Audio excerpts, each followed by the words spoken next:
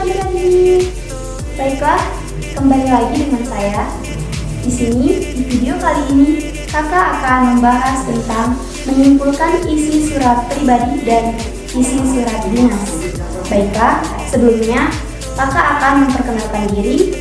Perkenalkan, saya Dermawati Sinaga dari Universitas Maritim Raja Ali Haji. Materi yang kakak ambil ialah materi kelas 7 dari kompetensi dasar 4.11. Dan indikator pencapaian kompetensi adalah yang pertama, memetakan isi surat pribadi dan surat dinas, dan yang kedua adalah menjawab pertanyaan isi surat pribadi dan surat dinas. Selanjutnya, kakak akan langsung ke materi saja. Itu yang pertama, kakak menjelaskan pengertian surat pribadi. Pastinya adik-adik tahu ya apa itu surat pribadi. Nah, di sini kakak akan menjelaskan surat pribadi adalah surat yang bersifat personal atau tidak resmi, dan surat pribadi juga merupakan jenis surat yang berisi keperluan pribadi yang biasanya ditulis dengan secara pribadi dan ditujukan kepada orang lain dan menggunakan bahasa sehari-hari atau bahasa yang tidak baku serta berisi masalah-masalah pribadi.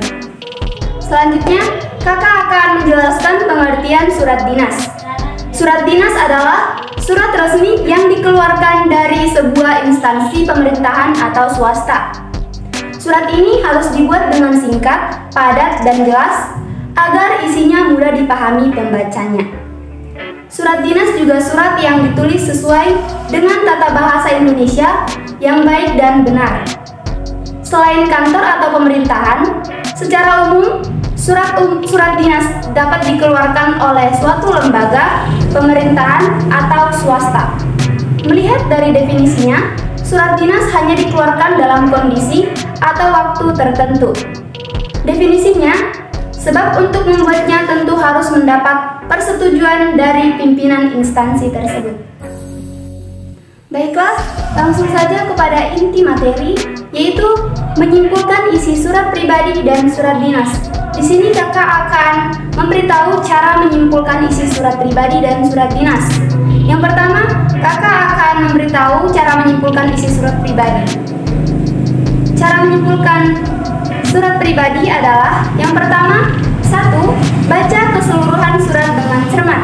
Dan yang kedua, perhatikan bagian unsur-unsur surat atau biasanya isi surat didapat setelah pembuka surat. Yang ketiga ialah simpulkan isi surat dengan bahasa sendiri. Baiklah, ini dia contoh surat pribadi. Kakak akan langsung membacakannya. Medan, 29 Mei 2022. Salam semangat pelajar. Apa kabarmu, Sain?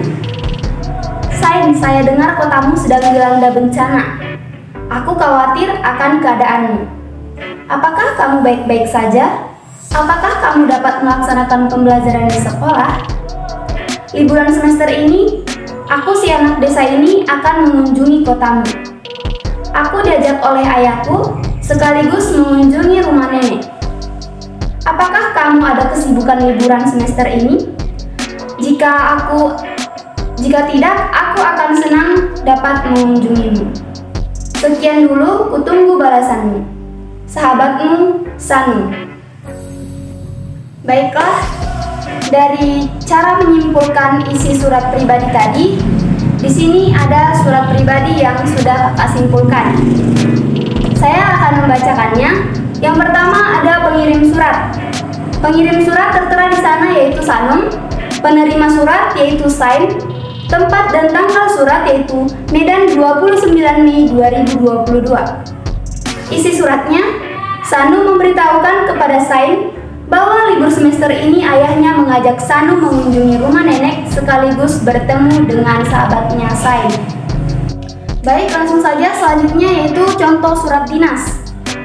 Di sini kakak paparkan contoh surat dinas dari sekolah.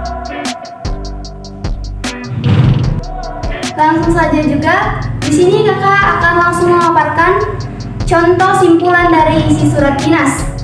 Di sini kakak langsung membacakan pengirim surat yaitu Kepala Sekolah SMA Cendana.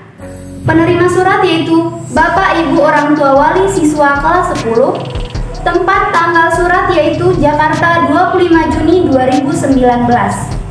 Di sini isi suratnya yaitu Kepala Sekolah SMA Cendana menyampaikan undangan kepada Bapak Ibu orang tua wali siswa kelas 10 untuk menghadiri rapat bagi siswa baru dengan tujuan untuk mensosialisasikan kegiatan sekolah serta memberitahukan tentang peraturan-peraturan sekolah.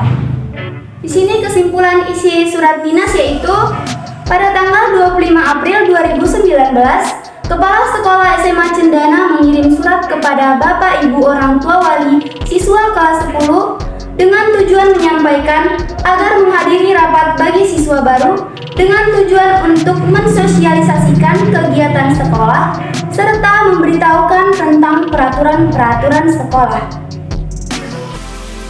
Sekian dari penjelasan materi pada hari ini. Di sini kakak akan memberikan tugas. Tugasnya hanya 2. Yang pertama, carilah satu surat pribadi dan surat dinas dari berbagai sumber. Dan kemudian, buatlah kesimpulan dari masing-masing surat tersebut. Mungkin itu saja materi yang dapat kakak jelaskan pada hari ini. Semoga ilmunya bermanfaat. Terima kasih dan sampai jumpa.